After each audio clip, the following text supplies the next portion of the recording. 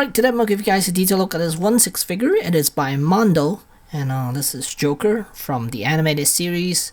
And there's the box, a really pretty looking box. On the back, it's just a large symbol of Batman the animated series.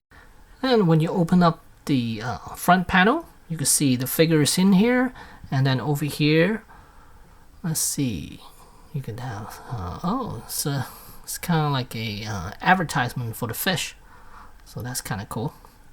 Yeah, so let's get the figure out of the box. Okay, so before I show you everything, I just want to talk about the tray here. I don't know about you, but I sometimes get very annoyed with some of these trays. They mold it to the pieces so tightly that you have to literally tear the tray apart before you could get some of these accessories out. It's not just this company. Well, the one hand was really tough to get out, but I was able to pop it off, so it wasn't that big of an issue. But like NECA and some of the Hasbro stuff, it's like sometimes they make the tray so tight, and sometimes they have to make it so tight that you have to literally destroy the tray in order to get those accessories out. Like heads from NECA, I have noticed that happens, and then also they added those plastic pieces on there just to tie them up. Even worse, it's like you have the tray that's already sticking to the figure, to the accessories, and now you gotta add extra straps just to secure it even more. It seems like an overkill to me, but whatever. It is what it is, I guess. But here's Joker with all the accessories, and yeah, that was my little rant on these packaging material that people use. So it comes with a lot of hands, and I really like the Mondo stuff because each of them comes with its own peg, so you won't end up breaking it or anything like that. Or even if one breaks, you have others that you could replace it with. So I like that. And then here's a bomb right here. Here's another bomb, and here's a stick of dynamite. And then here are 2 fish right there. And then there's a stack of playing cards, and then a ice pick, I guess. And then we have Joker himself. Okay, so I am very, very late to this party. These figures came out a while back. I think definitely a couple of months, if not a year. I'm not exactly sure because I wasn't paying attention to Mondo stuff because they're kind of expensive. But I think initial release of this guy was roughly around 130, 140, somewhere around there. I want to say somewhere around there. I'm not quite sure, not 100% sure. But as far as accessories, I believe the original release has fewer items, but the exclusive, no, you know what? I'm not even sure. I am not 100% sure whether the Joker had a previous release. I know the Batman has a initial release, and then they decided to rerun that figure with different accessories, with some extra accessories to that one, and then they make the price a little higher on that one. But as far as the Joker, not 100% sure because, like I said, I haven't been following it. But figure-wise, he looks fantastic. I mean, he looks really, really good. And then as far as other head sculpts, let's take a look at them. We have this one right here. The paint job on it is okay. Not really, really good, but it's decent enough. You do see a little bleeding here and there from time to time, but for the most part, it's decent enough. Then here's another one. There's another head sculpt, really nice. This one's nice too. Definitely got that animated look, and then you can see different shading on there. Good. And then here's, I think this is the head that comes pre-packaged with the figure.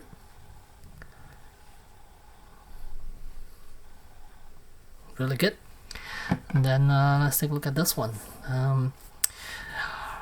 I have to say this is pretty much your DC collectibles animated figures, but scaled it up to 1/6 instead of 1/12. They scaled it up to 1/6. But this guy is not 12 inches because I don't know why. He's only 10.5 inches or so. And as far as articulation, let's see, head. It has 2 points. The neck can move, and then the head itself can also move, and it's really, really tight. You could hear it. And then as for the shoulders, we have a ball hinge joint right there. So you have some rotation for the bicep, I guess, or for the arm here. Oh, look at that! They even painted the joint in 2 colors. That's interesting. And then the arms, a single joint, so it can't give you too much. It can only give you 90 degrees. That's it. And then the other arm, of course, exactly the same. And then as far as the torso is concerned, there's only 1 ball joint here. It gives you a little bit of room to work with. And then as for the legs, they are weird. They are on actual ball joints. And yeah, they're weird. And then if you want to raise his leg up, so he has rubber panties right there. Rubber shorts, I guess you could call it. And then his legs could be raised only about that much. And the knee bend is also a single joint, and it cannot give you 90 degrees. And then there's barely anything on the ankles. So yeah, I believe that's also a ball joint down here, but barely any movement for the ankles. So for the most part, most people are just gonna have him standing, doing some minor poses here and there. That's most likely how people are gonna display him. You're not gonna get him to do dynamic poses, I can tell you that, because half of his body is it's not really that posable.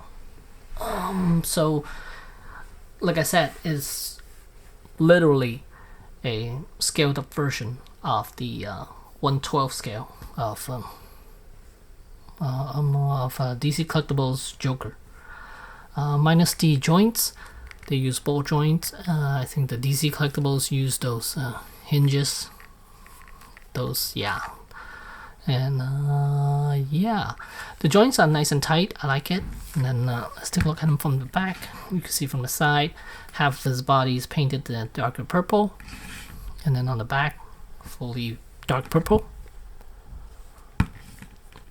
Resemble shadows, I guess. So yeah, really good looking though. I mean, it's definitely very, very cartoon accurate looking. I remember part of the series where this is supposed to be a vest, I think. It's supposed to come out over here to about this length, but instead it's got tucked in there.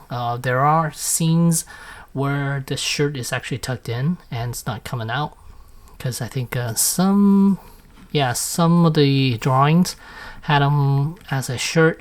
Some of them has this as a vest, this orange piece. Yeah, so if it's the orange vest, it would come out a little bit right here. But with it being a shirt, I guess they decided to tuck it in. So, and here I switch out his head. One thing you want to do is best to heat up the inside with a hairdryer first, just to soften up the plastic before you pop the head on, because it is really hard to pop the head on if you don't. And one thing I really like is the hands, the peg. They are like really almost no mushroom on the front here, because a lot of people use those mushroom head for the pegs, and they're almost impossible to put in and out and to take out. And so this one, I like how they did it. So it's pretty easy to pop these hands in and out, just switch them around for poses. It's more fun that way, because it makes it less having to work for it, because yeah, sometimes you really have to work for it in order to switch out hands, and that's something I don't like. And I always have to go and heat up with a hair dryer just to soften it, because you don't want to run the risk of breaking it. So these are fine. I didn't have to heat them at all, except for the head where I have to heat it before I could pop it in. But overall, these are fine and it's nice. Let me do a comparison. Alright, so as far as his height, he stands, oh, actually, I'm sorry, he stands taller than 10.5. He's about 11.5 inches in height. Sorry about that, what I mentioned earlier. And let me do a comparison with another Joker. Alright, then here's that DC Collectibles / McFarlane Toys Joker, along with the Mondo Joker, as you can see. As far as the joints, they're very similar, and even the paint job is very similar. Look at that. And the only difference as far as the articulation is the hips. They're different, and this one does not have a waist articulation, unlike the Mondo one has a waist articulation. This one does not. Looks like the detailing on this is really good too. The small one looks like it's quite good if you compare it to the big one.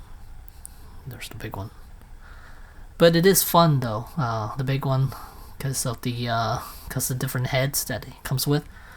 It is more fun to play with, to pose around with all the different heads, different facial expression. I regret that I didn't pick up the DC Collectibles Joker that came with a lot of accessories. That Joker came with, I think it was 7 heads. That one, and the Batman too. Those two I should have picked it up. I should have gotten, but I didn't. I am kicking myself every day since, because those were the ones to get. Now they're like impossible to pick up. They're like really expensive, and I don't want to pay over retail either. Even if I have to pay over retail, I probably wouldn't pay that high, because I think they're like a couple of hundreds for each set. And if you have those, congratulations. Those are a keeper. Those you should definitely keep. But yeah, so since I didn't have those, I figure this is a good alternative, because it has so many, 3 extra facial expressions head. And if you have gotten the exclusive edition from Mondo, I think it comes with 2 more heads, 1 or 2 more heads, I'm not sure. There's one with the hat on, that's for sure. But I think that might be it. Let me see. Yeah, no, actually, because the tray here, on mine, let me see once. And here is how mine came in. You can see there's room for 2 more heads. There should be 1 right there, and then that's the tray for the one with the hat on. There's another facial expression which I didn't get, unfortunately, because I didn't get the exclusive. But if you have the exclusive, you have 2 more heads to play with. Those are good. But overall, do I think this set is worth the price tag of $200? No, this is definitely not worth $200. I think at most there should be a 100, 120, 130 at the most, because if you look at NECA, they are able to shout out something that's quarter scale, and it's only 120 to 150 bucks. And right now this is not even 12 inches. And granted, you have a couple of extra heads, you have a little more accessories than that, than NECA, but it's definitely not worth the price tag of over $200. Yeah, at the most I say 150, 150 at the most. I think when it first came out, was it at that price? But no, doesn't matter. But I paid $224, I think. Ended up being $220, $224, somewhere around there. Either from this one, I got it from Entertainment Earth, and I think that's the retail price. And yeah, it's not worth that price at all. But if you are seriously considering the set, then you're probably gonna purchase it anyway. But if you're just a casual fan who wants a Joker, a kind of a animated Joker, do you want to pay this amount? No, don't. It's not worth that price. So yeah. So there you go. There's Joker from Mondo. Thanks for watching.